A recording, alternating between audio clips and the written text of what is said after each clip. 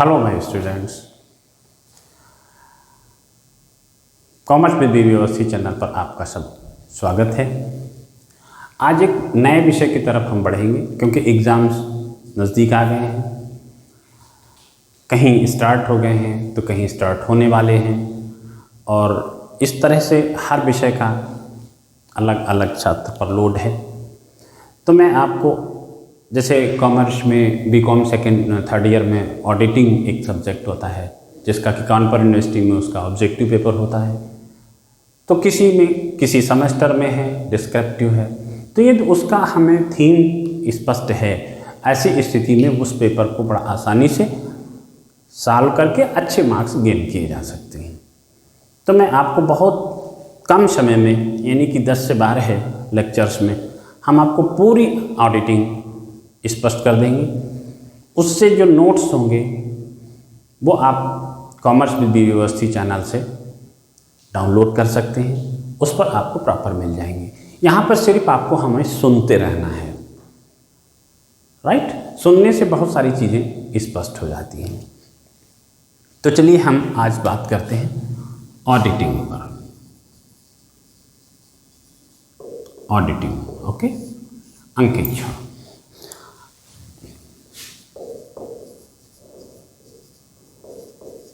अंकित झा काफ़ी इंटरेस्टेड है। जैसे कानपुर यूनिवर्सिटी के बीकॉम सेकेंड ईयर में कंपनी लॉ चलती है, तो कंपनी लॉ यदि व्यक्ति की बच्चे की अच्छी है, स्पष्ट है, तो उसको यहाँ पर काफ़ी मदद मिल जाती है, ठीक है। और उस यहाँ पर ये विषय थोड़ा सा हमारे बीकॉम स्टूडेंट्स के लिए नया पड़ता है, नए नाम से पड़ता है, लेकिन जब आप उसके अंदर जब एंट्री करेंगे तब वो बड़ा इंटरेस्टेड और बड़ा इजी हो जाता है। तो चलिए हम बात करते हैं। अंकेक्षण मीन्स होता है लेखा जोखे की जांच करना। अब यहाँ पर ये बात आती है कि ज़रा इसके इतिहास की तरफ हम पीछे मुड़ के देखें, ये कब से इसका प्रादुर्भाव हुआ। सच्चाई ये है कि जब पुराना समय था, यदि हम अपने वेदों की तरफ जाएं तो भगवान राम भी जब भरत जी उनको वन में मिलने गए हैं तो उन्होंने राज्य का लेखा जोखे के संदर्भ में जानकारी लेना चाहा था। यानी कि उस समय भी लेखा जोखा किसी रूप में हुआ करता था, है ना। तो लेकिन चूंकि किसी रूप में हो रहा था, उसका कोई रिटर्न एविडेंस नहीं है। धीरे धीरे क्या हुआ कि हम अपनी तरफ आए, समय आगे बढ़ता चला गया, हम व्यापार की तरफ बढ़ने लगे। तो व्यापार में क्या हुआ कि पहले तो निम्न स्तर पर हुआ जिसको हम एकल व्यवसाय कहते हैं, है ना। एकल व्यवसाय में क्या था कि एक ही व्यक्ति था जो ओनर था, उसी का इन्वेस्टमेंट था, वही उसका कार्य करने वाला था, वही उसका हिसाब किताब देखता था, लेखा जोखा रखता था। तो यहाँ पर क्या था, जब यही व्यक्ति खुद ही देख रहा है सब, तो जो भी संचालन हो रहा है उसकी समस्त जानकारी इस व्यक्ति के पास वास्तविक रूप से विद्यमान थी। तो अपने व्यवसाय, अपने प्रॉफिट की जानकारी, अविश्वसनीयता इसको किसी भी प्रकार से नहीं होती थी क्योंकि खुद करने वाला था। आगे चल करके जैसे जैसे ये हुआ कि व्यवसाय का स्तर बढ़ा, पैमाना इस लेवल बढ़ा, बड़ी पूंजी में व्यापार होने लगा, कई लोग मिलकर के पार्टनरशिप बनी, कंपनी बनी, ओके। तो यहाँ पर जब कैपिटल स्ट्रक्चर बड़ा हो गया और लोग बहुत हो गए, है ना, अनेकों लोग मिलकर के व्यापार करने लगे। अब देखिए कि पैसा कोई लगा रहा है,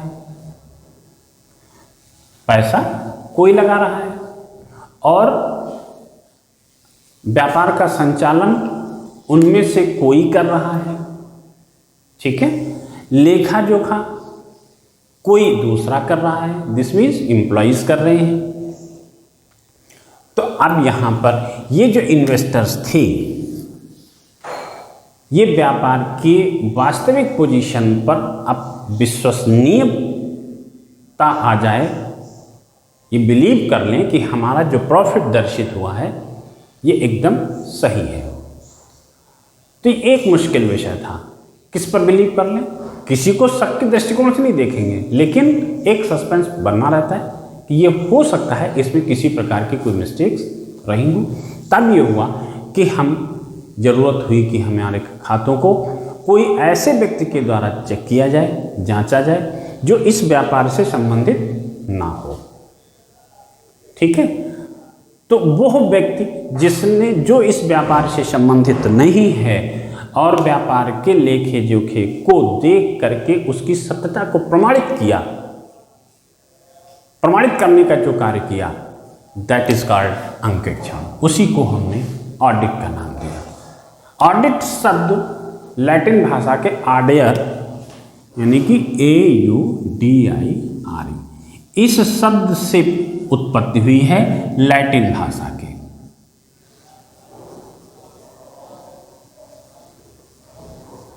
इसका जो अर्थ था वो था सुनना, टू हियर। क्या मतलब था? उस समय ये था कि जब लैटिन भाषा से जो ये लिया गया, वहाँ क्या था कि लोग लेखा जोखा करते थे, उसकी सत्यता को प्रमाणित करने के लिए कुछ लोग उसके बारे में सुनते थे और अपना निर्णय देते थे। तो उसका ऑडियर शब्द आया, ऑडियर से ही शब्द बना ऑडिटिंग। ठीक है, तो जब ये बन गया तो, लेकिन इसका भारत के अंदर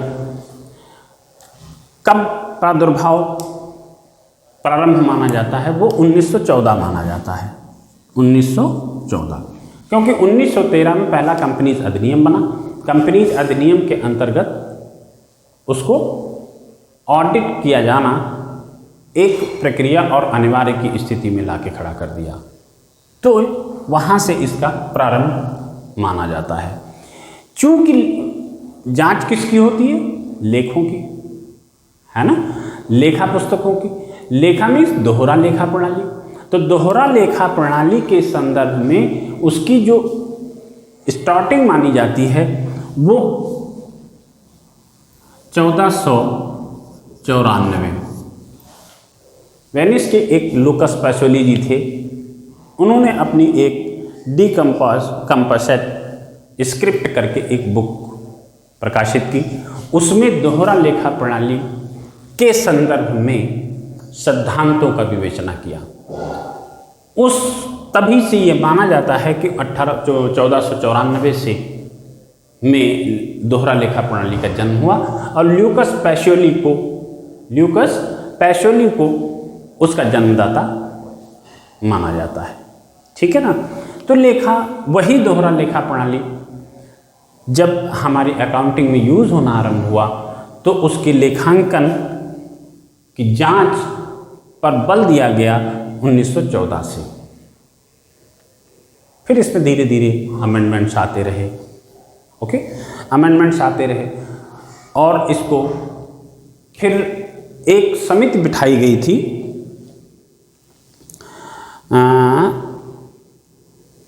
1 मई 1948 को।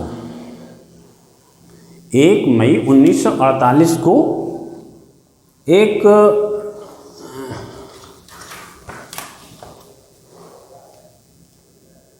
हाँ 1 मई 1948 को 1/5/1948 को एक लेखा समिति का गठन हुआ, लेखा विशेषज्ञ समिति का गठन हुआ। इस लेखा विशेषज्ञ समिति ने, इसमें गठन क्या हुआ था? लेखा विशेषज्ञ समिति का गठन हुआ। इस समिति ने अपनी रिपोर्ट में ये कहा कि इंस्टीट्यूट ऑफ अकाउंटेंट्स स्थापित किए जाएं। इंस्टीट्यूट्स ऑफ अकाउंटेंट्स स्थापित किए जाएं, जिसमें कि अकाउंटेंट्स को शिक्षित किया जाए, लोगों को अकाउंट्स के नियमों के बारे में विस्तृत जानकारी और ज्ञान दिया जाए। ठीक है ना। तो इसी समिति की रिपोर्ट को मद्देनजर रखते हुए 1949 में 1949 में चार्टर्ड अकाउंटेंट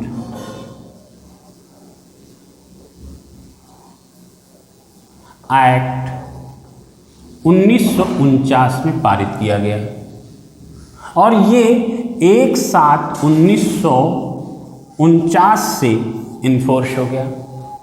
ठीक है, और इसी अधिनियम के आधार पर इंस्टीट्यूट ऑफ चार्टर्ड अकाउंटेंट की स्थापना नई दिल्ली में की गई। ठीक है ना, जिसको शॉर्ट में हम कहते हैं ICAI, institute of chartered accountants of India. इसकी स्थापना न्यू दिल्ली में हुई।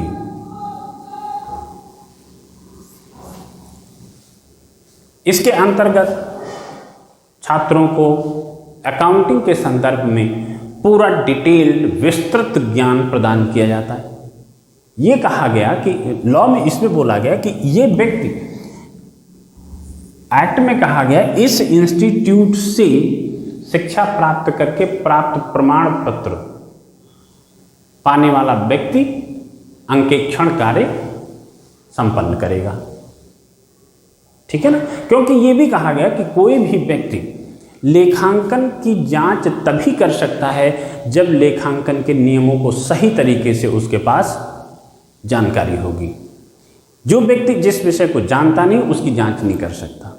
तो यहाँ पर उसके हर डिफिकल्ट स्ट्रक्चर को उसे एजुकेट कर दिया गया, शिक्षा दे दी गई, ताकि वो हर नियम के संदर्भ में जानकार हो गया और वो लेखांकन जांच करने के लिए एलिजिबल सरकार के द्वारा मान लिया गया।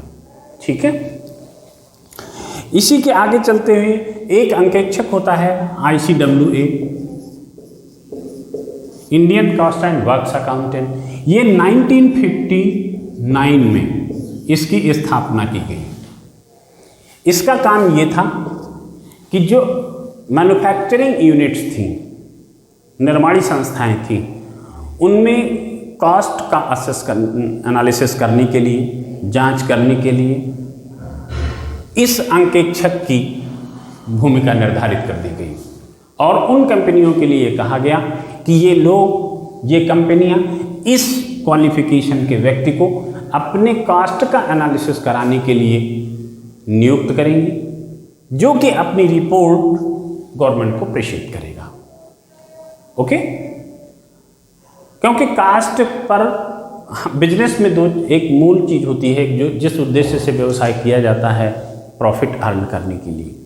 अब प्रॉफिट अर्न कब होता है? दो चीज़ों का, सेल और कास्ट का डिफरेंस ही हम प्रॉफिट कहते हैं। तो कास्ट यदि अनुचित रूप से बढ़ रही है तो डेफिनेट रूप से हमारा प्रॉफिट मिनिमाइज हो जाएगा, और यदि कम हो रही है और ऐसी स्थिति में हम सेलिंग प्राइस को कम करके मार्केट में अच्छे स्तर बना सकते हैं और प्रॉफिट को बढ़ा सकते हैं। तो बहुत सारे इसके पीछे उद्देश्य थे। इन संस्थाओं से क्वालिफाइड लोग कास्ट का अंकेक्षण के लिए निर्धारित कर दिए गए। ठीक है ना, इसी के चलते हुए कहा गया कि जब भी लेखांकन होता है, ठीक है, जब लेखे हो जाएंगे उसी के उपरांत उसकी जांच की बात आती है ना। ऑडिट तो तभी संभव है जब लेखे कंप्लीट हो जाए। जब तक वो कंप्लीट नहीं तब तक अंकेक्षण का मतलब ही नहीं है। तो ये कहा गया अंकेक्षण वहाँ पर आरंभ होता है जहाँ पर लेखाकर्म समाप्त होता है, यानी कि जहाँ पर अकाउंटिंग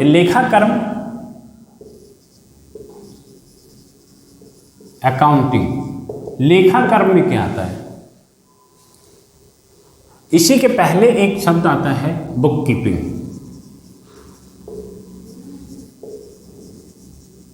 पुस्त पालन, है ना। तो पुस्त पालन में आया जर्नल बनाना, है ना। लेजर तैयार करना, ओके, बैलेंस निकालना और फिर ट्रायल बैलेंस बनाना।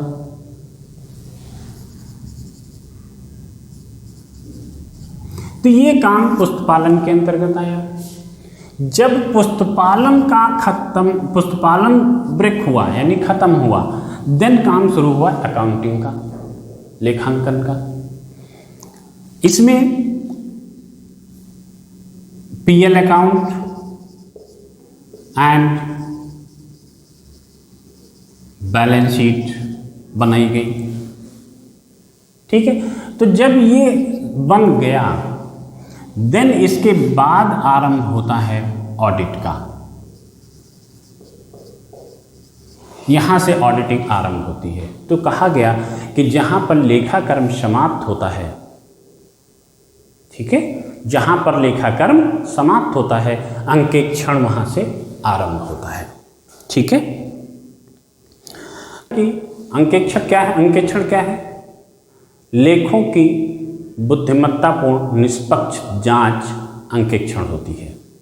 ये एक कला और विज्ञान है। विज्ञान इस पॉइंट के ऊपर क्योंकि अकाउंटिंग के एक निश्चित नियम है निर्धारित, उन नियमों के आधार पर क्या लेखा पुस्तकों में लेखांकन किया गया है, ठीक है। और कला इस आधार पर कि जो अंकेक्षण कर रहा है यानी कि ऑडिटर के द्वारा उसको किस तरीके से शुद्धता की जांच करता है, ठीक है। तो ये उसके कार्य विशेष का गुण होता है। तो इस आधार पर उसे कला और विज्ञान दोनों स्थिति पर माना जाता है। इसका अंकेक्षण करता कौन है? एक चार्टर्ड अकाउंटेंट।